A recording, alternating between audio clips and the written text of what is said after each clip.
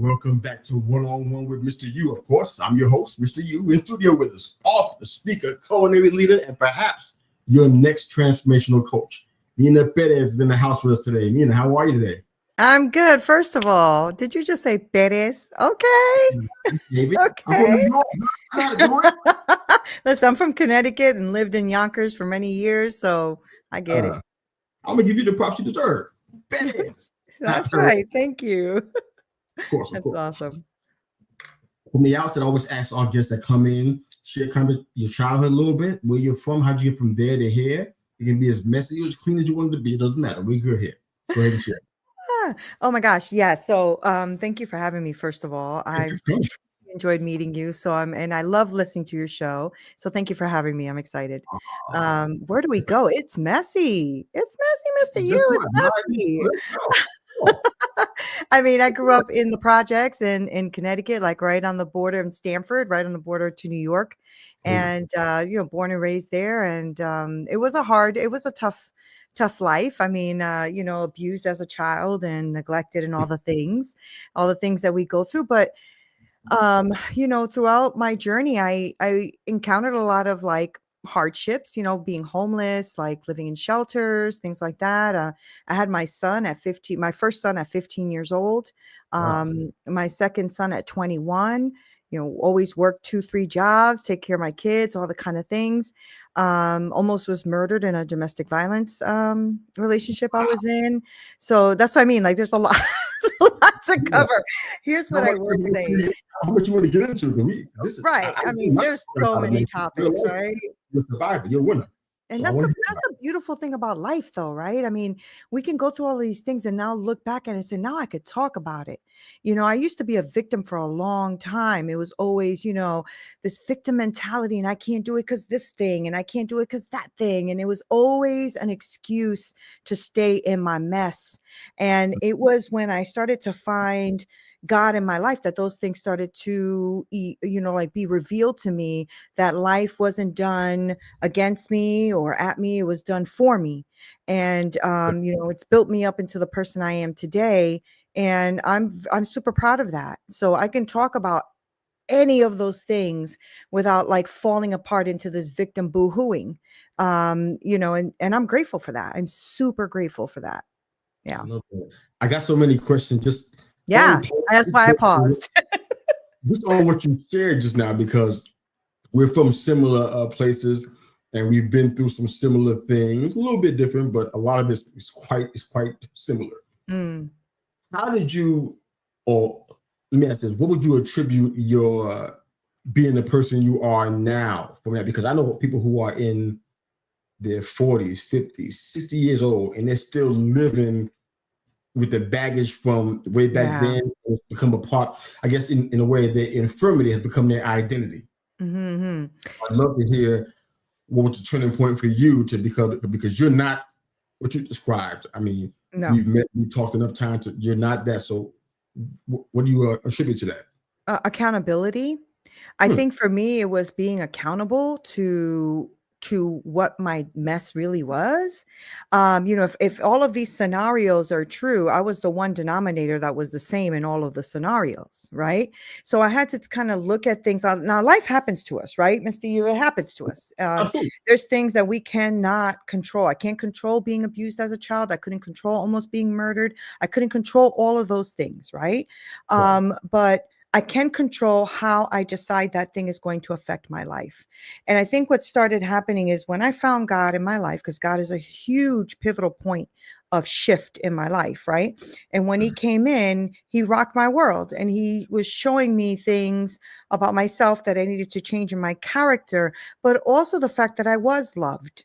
For so many years, I didn't feel loved, right? And I'm remarried now 27 years, but I was married at, Thank you. When I was younger, though, it was, just abusive relationship, mental abuse, physical abuse, all the things.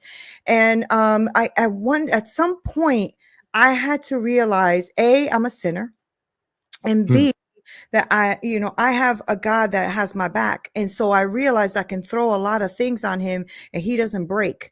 So I had a lot of baggage and a lot of garbage. And I thought about it like I'm putting all of this stuff at his feet. I'm putting it in a box at his feet. And I'm like, here you go. You can have that.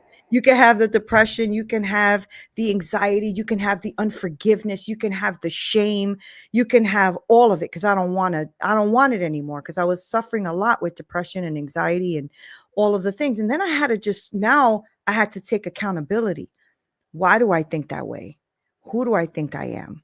Where does my ego play a part? Hmm. So I had to digest and dissect all of those things. And it's not an overnight thing. This is years and years of doing it. But sometimes when somebody says to you, hey, Neen, stop being a victim of that, or you do this, instead of being defensive, why don't you just look at it and say, do they have a point? Let me check this out for a second, right? And so I started being in the word more. I started reading the word more. That also started to reveal more things to me. And I used to criticize. Do you read the word, Mr. You, by the way? Of course, Oh, of it's just course. Okay. actually So I used to make fun of the Israelites when they were in Exodus when they were leaving.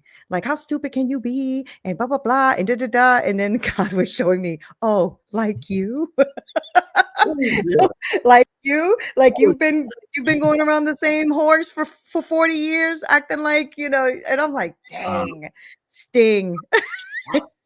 My toes, But God. yeah, I love yeah. it. So I I think mean, accountability is what I would attribute it to. yeah. I mean, I feel like your story is more than just about surviving. We're talking about Mm, childhood abuse, teen pregnancy. We're talking about poverty. We're talking about domestic violence, the things that I grew up seeing everywhere me in yeah. my city. Mhm. And I know that sparked a good bit of why you wrote the autobiography, "Hit Me with Your Best Shot." But I love to know how you personally, just for somebody who might be watching and listening today, who's going through similar stuff, but they're living in survival mode still. Mm, How are yeah. you avoiding that trap of being in The survival the mode? survival mode? Well, first Yeah, of all, just be thoroughly honest with yourself and look at your circumstances and don't ignore them. I think you have to feel it to heal it. I really believe that. And a lot of times when you're in survival mode, you do not feel. You just keep going. At least for me, when I was in survival mode, I was surviving the next day, right? So it was always about getting to work, making sure I take care of the kids, making sure I have the money, making sure I pay the pay the bills, and I just kept going, and I never paused, never, right? And I didn't want to because it hurts. Right. And wow. sometimes when we're in that survival mode is exactly what that means. You are surviving. So I need you to take a pause and back up for a second and just say, okay, these are literally my circumstances. I am struggling financially, or I am struggling in this relationship, or I am whatever X, you fill it in. Now, when you can see something in its reality and in what it is, now you can start making decisions on what it is you want to change, right? Because when we ignore things or we're just surviving, which I did for so long, right? When you are just surviving, you're not thriving. You're not looking forward. You're not taking accountability. You're not watching and saying, where do I need help? Because community is also important in this. Surround yourself with people that are going to really challenge you and love you as you rise. Okay. Not somebody who's a yes man or a no man or somebody who's negative all the time. I'm not telling you to cut people out of your life because I don't believe in that either. I believe God will do that. But I do believe that you have to also surround yourself with a good, strong community of people that really want to see you grow and they are going to call you out on your BS, right? Because a lot of the things when we're surviving, we're just lying to ourselves constantly that this is what we got to do. Oh, well, this is how it is. This is how life is. This is, I guess I'm always going to be here. Well, yeah, you're right. Because whatever you say, it is, right? So if you say this is where I was going to be, yep, I'm constantly going to be struggling. That's correct, right? Because you are going to be designing that yourself, right? That's why God says to only think about the great things, the good things, keep your mind sober, like keep moving forward. And a lot of us just stay stuck in the woe is me, woe is me. I was addicted to that. I'm going to be honest.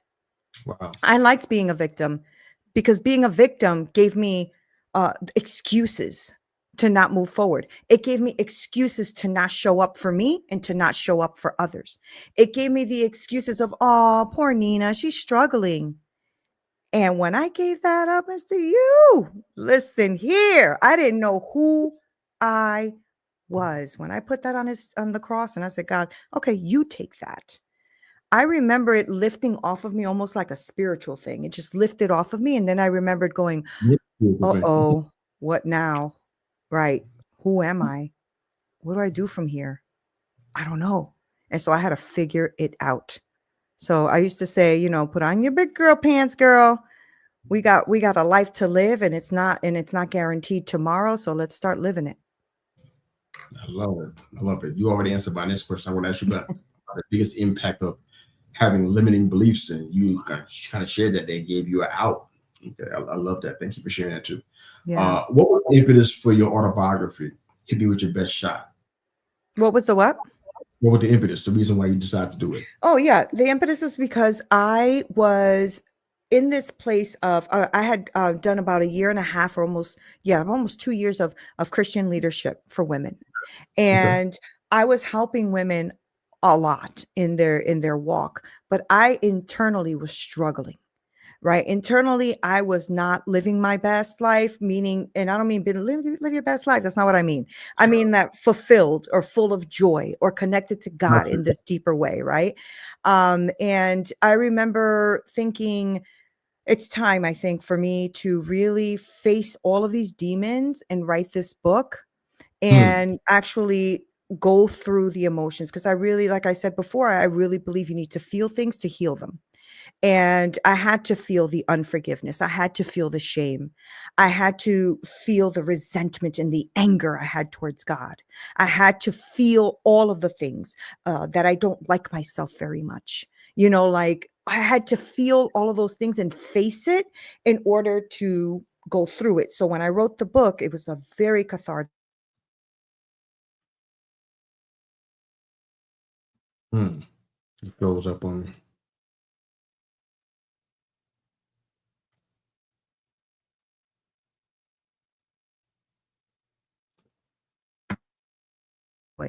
There we go. All right. Are you still there? There you are. Okay. I'm like, what happened? That was really good what you were saying. I'm like, what happened? The enemy. You know what I'm saying? Anyway. You got the back end of that, what you were saying. Recap it for me real quick. I wrote the book because I really wanted to heal myself or go through the healing process with God. And I wanted to also touch as many women as I could with writing this book, right? And so when I wrote the book, I honestly was doing it more for me, but it ended up changing a lot of people's lives, which was very surprising to me. And I knew that when I wrote this book, because when my father molested me and I told my mother, she told me to stop lying and shut my mouth. And so I did. So I didn't have a voice for a very long time. And writing the book gave me back my voice and my power. And when I wrote it and people were coming to me now to confess what happened to them and how they've been abused and what's gone on in their life, I was like, oh my goodness, God, you are so good. Because I knew that when I pressed that button to publish, that I was going to lose family members or my mother wouldn't speak to me. And it happened. I didn't speak to people for a very long time. My mother stopped speaking to me about 8 months. But because of him up there, I was able to come knocking on her door, even though she wasn't speaking to me. And I said, okay, me and you, let's go. We're going to do it. We're going to talk about this, whether you like it or not. You know what I'm saying? And she was like, oh, she was really mad. And I said, Mom, A, B, C, D, this is how it is. We're going to face this together because we got, whether you like it or not, these things happened and we're going to have to tell the truth. And she wasn't happy about it. But I feel like forgiveness is necessary in order for you to grow and thrive. It is necessary. And shame is a liar, right? So that's why I wrote the book. That was the real reason, was to heal me, but then it became a book that actually helped me open up to help heal others. I'll ask what the dynamic was with family, but I'll ask you a different question. Yeah. Where are you in the whole healing process of all of this?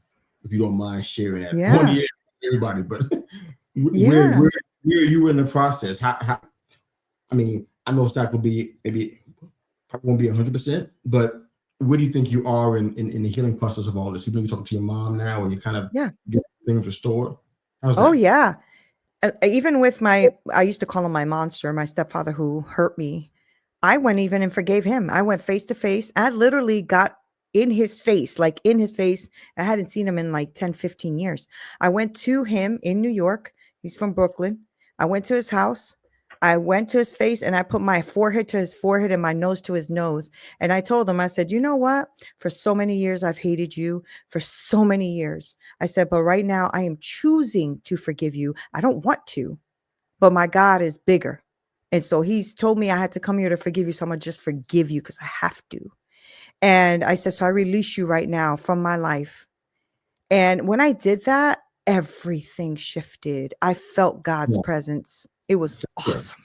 Awesome. It's wonderful. That's wonderful. Awesome. Yes. Yes. So I'm in a very good place right now when it comes to the healing. I will say though, I have some PTSD still, from like all the domestic violence and stuff, right? So I have Yeah. to always kind of be careful. Like I don't sleep well at night because I'm always thinking somebody's going to hurt me, that kind of thing. So there's still some residue that I have to kind of work on and get rid of for sure. Mm. Wow. Sorry to hear that, but I believe in God with you for complete healing, so you can be able Oh, to get that night. amen. It says, Bible said that sweet sleep is a gift from God. Yeah, So that means if you're not getting that, you're not getting His gifts, and that's exactly. I love that. Yeah. Thanks for being so transparent too. And you do so much stuff. I'm like, I'm trying to find time to get all this stuff in. You bouncing everywhere. But you and I share some commonalities in some areas, and I'm excited about talking about it. What sparked the podcast? Straight talk, no Mm, sugar. The name is incredible. mm. Yeah, thank you.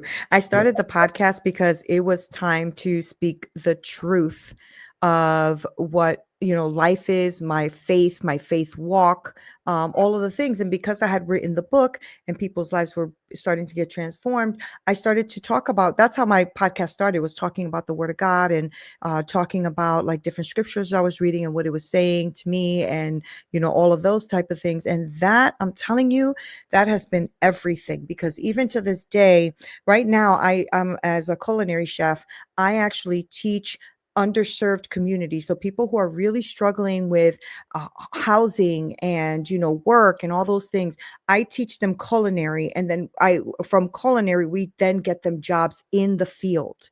Right. And in that I've had, people, of course, search my name because they want to know who is Neena Perez. And then they find my podcast. And I cannot tell you how much of a blessing it has been. Now I'm on almost episode 600, right? But the first episodes, yeah, the first, I don't even know how many episodes are all about my faith and walk with God and shame and all the things.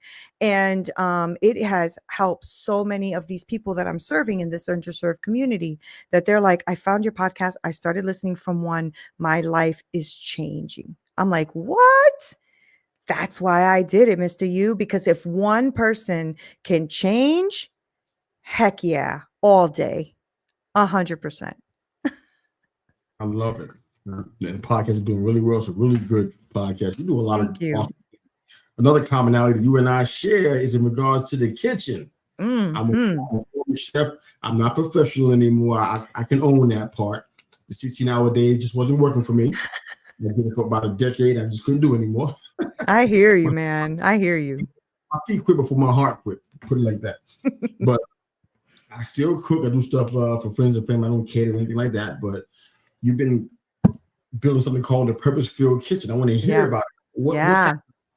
Oh, it's launching soon. I'm so excited about this project. So I've been a chef for over 20 years and I've been a coach for about close to 15 years.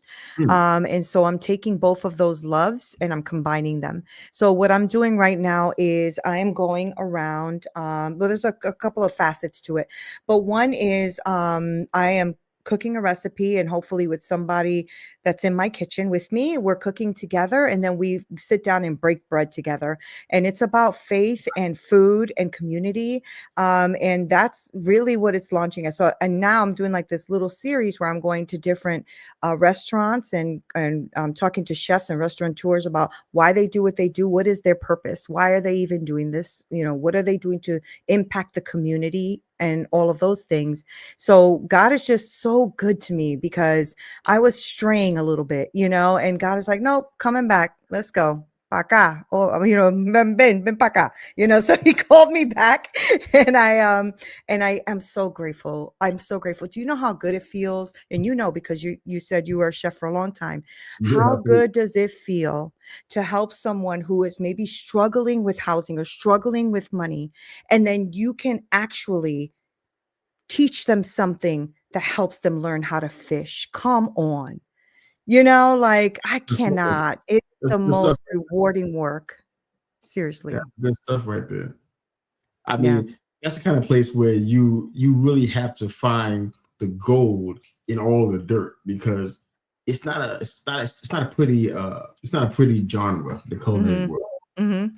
It was glamorized on television, but the real thing, when you have a real life Gordon Ramsay throwing your food across the room at you, Mhm.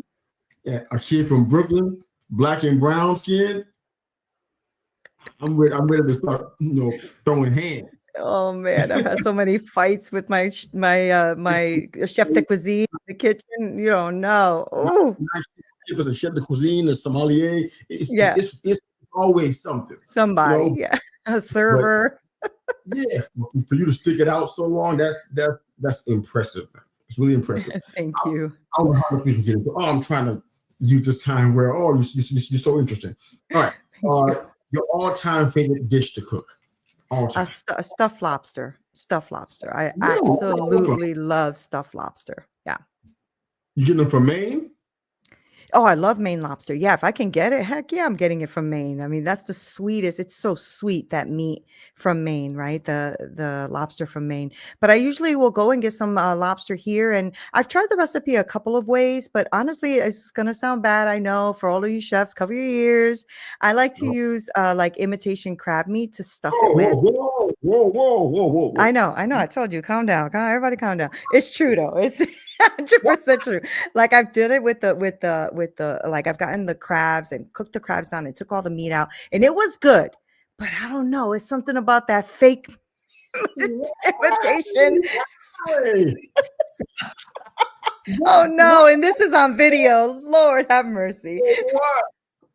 Why do you have to do that? Oh, because it tastes so good. Next to you. It tastes. Stop. Oh my gosh. Now I'm gonna go buy some lobster because I'm like dying to have some. Change the subject so fast. Oh, I won't stay there, but I might be burying you even more if I stay here. Like I gotta save you and save myself. That's funny. Your all-time favorite food to eat. That Oh, means it's a food that, let's describe it like this. It's the food that takes you to that happy place. It's like evokes the best memories. Like okay. you crave it from time to time. You crave it. You just gotta have it. Like, what is that thing? What's that? That's something in Puerto Rico we make called pernil, which is a roasted pork shoulder. And it is cooked down to like you put your fork in and it just falls apart and shreds off. And you have that with a little bit of sofrito and some arroz con andule, which is pigeon peas. Yeah, rice and pigeon peas, Spanish rice. Well, you listen, you from New York, so there's no way you never had any of this. Okay, y'all know you had. All that.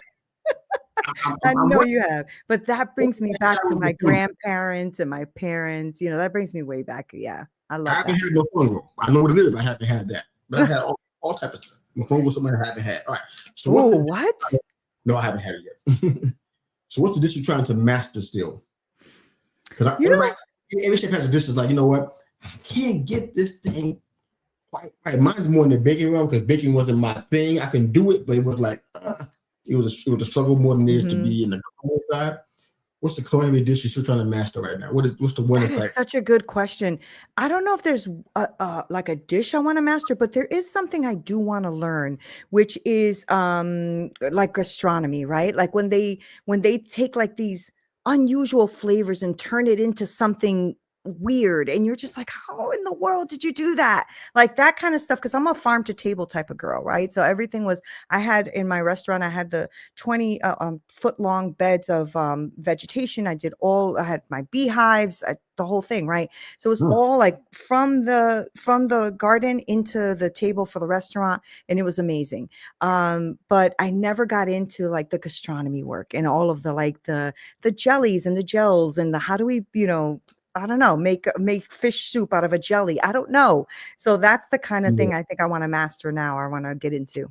That's high. Like you're going into the science now. Yes, yes, Yeah. yes. I think it's I, cool. I Yeah. enjoy it to a degree, but I'm like, man, this is stressful because you get this thing wrong. That's why baking was stressing me out. I'm like it was a precise science. You Yeah. can't be fudge on the baking soda, the baking powder. Got to be right, or this Yeah. whole Yeah. thing is a nightmare. So that was what.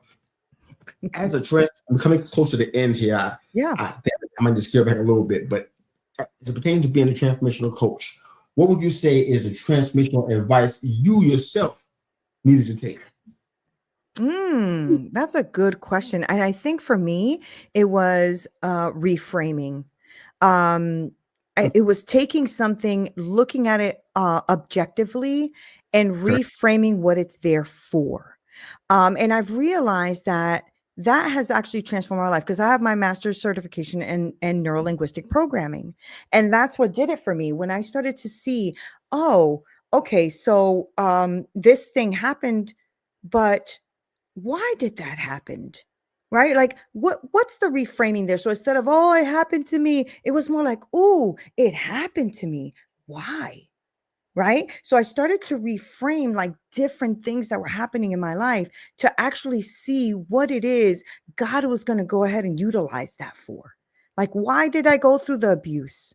Well, because there's a woman out here that is abused and needs me, you know. And when I started to reframe thoughts and reframe the way I see things, that is the one thing that did start transforming my life, because I realized that purpose wasn't found in chasing success, right? It's uncovering when we have to surrender to God, right? That is purpose. What does God place me here for anyway? Why am I here?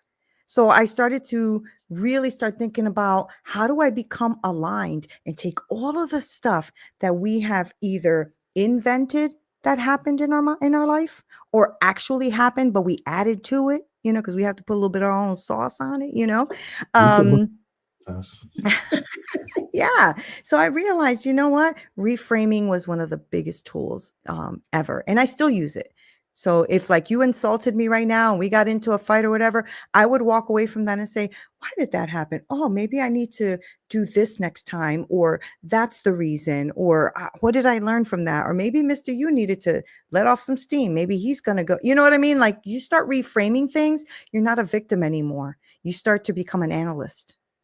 You sound like a wonderful friend if you can do that. Because a lot of friends will not go that far. They'll put the blame on somebody else and they keep on moving. Hmm.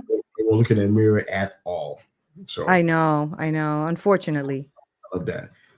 If you can look at, because you talk about you built two frameworks. We're getting close to the last few questions of the show, but you built a framework, well, a couple of them.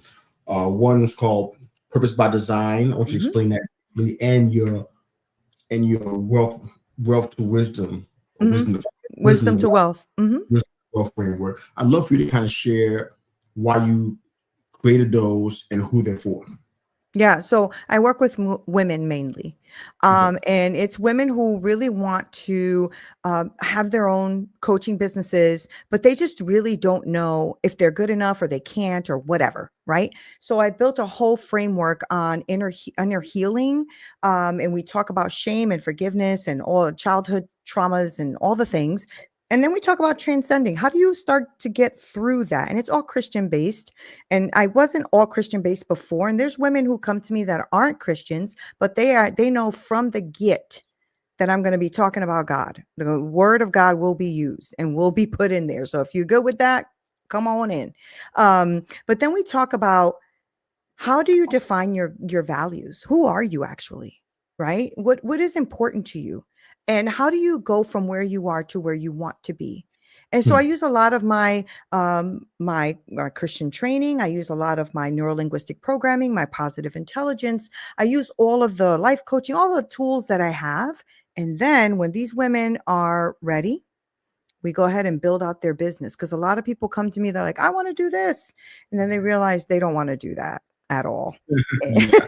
They don't want to do that at all. They thought they did.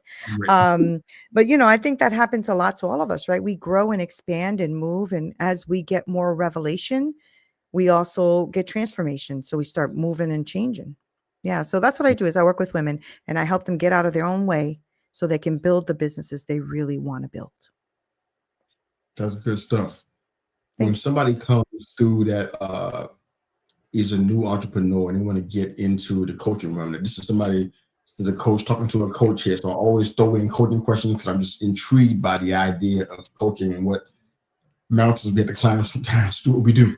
But what's one of the biggest mistakes that you see a new entrepreneur making? And how can they avoid it? Yeah, you take on everybody. That's a problem.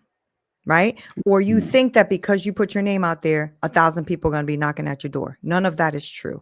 No, you will build it and they will not come. Okay. So let's just get that together. First of all. Secondly, now you're desperate. So the first person comes in, does not match you at all.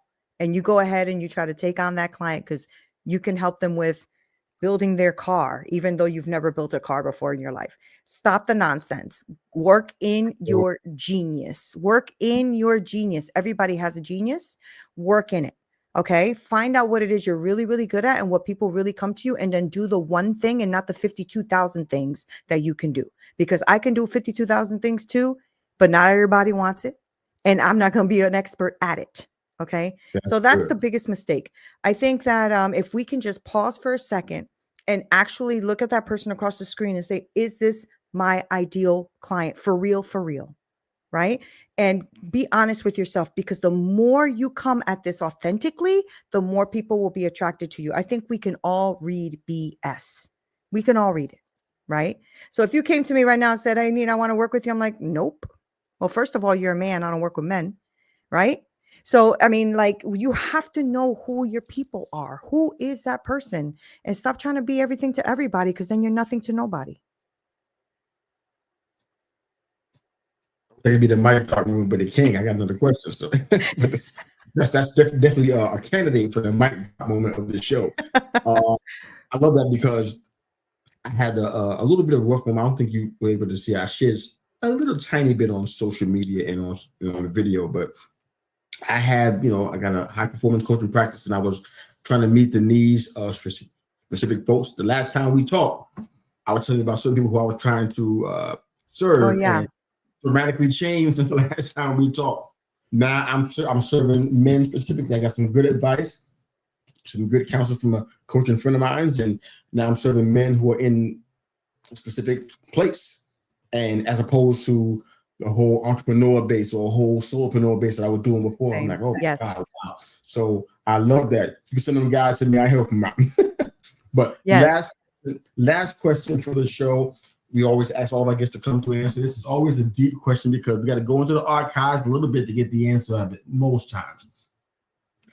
It's called the CMV question. I'm taking everything off of the table. Career, mission, vocation that you've done up to this point. Not to diminish your work, because you've done fantastic work, Neena. Thank you. Not doing that at all. Just exercise in it's just a hypothetical, I guess you could say. So all the things off of the table that you've already done, career-wise, mission-wise, and vocation-wise. What do you believe Neena Perez is doing today that she hasn't done yet? What do I believe that I will be doing today that I haven't done yet? That is a phenomenal question. Mission, it could be a vocation. What do you think? What do you be doing? So I'm trying to. Jeopardy music, so you're kind of on your own with this. Yeah, you're funny. No, I'm just trying to understand the question. So is it something that I will be doing today that I haven't done before? It could be, but it's more of a hypothetical. Like, you know what? If you Okay. weren't doing the work that you've already done Oh, to this okay. point, in cases where you have been career-wise, I'm talking about, so that means writing books and being an incredible chef, a trainer, coach, all that stuff is off the table. What do you think you're doing? I think I would be I think I would be traveling more. I think I would be traveling and helping people more. I think that's what I would really be doing. I've always wanted to travel. I just never get the chance. I'm always working. I'm always like, just catering to the next big thing I have going on or whatever. And so the travel part has not been established. But I think that if I didn't have to do any of these things and I can just go into like a different country and help somebody, I think I would do that. And I mean, help them like, I don't know, Building help houses, them. What's that? building homes, and Maybe building homes, maybe just helping minister to them, maybe helping them see their worth and their beauty. I think that I mean, I used to literally go to New York City and my husband would he would probably laugh if he heard me say this, but we would go together and I would literally sit on the ground with all the homeless people and just talk to them. And he would be like, "Babe," and I'm like, "Hold on." He's like holding my bags and he's waiting there like this freaking woman, and I'm just sitting on the floor like, "Hey, so tell me, what can I do for you? And how can I pray for you? And what can we do? And do you believe in God? And why don't you believe in God? And we need to bring God in this and da da da da." And I'm just like sitting on floors in the middle of Manhattan, just chilling. But it's my heart, I think, just to want people to know the Lord and then to understand who he is in their life so that they can live their fullest life right now today, because you and I are promised tomorrow, right? So if we have this moment, we should take advantage. incredible idea. Any chance that this can happen for you in the future? Yeah, of course. I definitely see it happening for sure. Okay. Yeah, I want to do it. I can't wait to see that. I'd love to talk to you when that stuff starts to germinate. It sounds really Thank fun. you. Well, ladies and gentlemen, she's an author, speaker, culinary leader, and the creator of Purpose by Design and the Wisdom to Wealth frameworks. And perhaps, just maybe, she's your next transformational coach, Neena Perez. You can check her out on her website, go.neenaperez.com. I'll put it up on the screen for you guys again so you can grab it for those that are watching. For those that are listening, you got to just hear me sound it out for you. Go.Neena, Neena Perez, Perez.com. Go.neenaperez.com. Check out. I'm sure she's be glad to hear from you. Any closing thoughts for us, Neena, for our audience today? Anything you want to share real quick? Yeah, you're not stuck. You're just not moving forward. Just keep it moving. I love it. You're not stuck. You're just not moving forward. Good stuff. Thanks again for watching and listening to the show. This episode will be live in most social media platforms with a couple of exceptions. We'll have it in within the hour. And of course, within the hour also on all listening platforms wherever you enjoy your podcast. That's Neena Perez. I'm Mr. U. We're out. Have a great day. Thanks again for watching and for listening.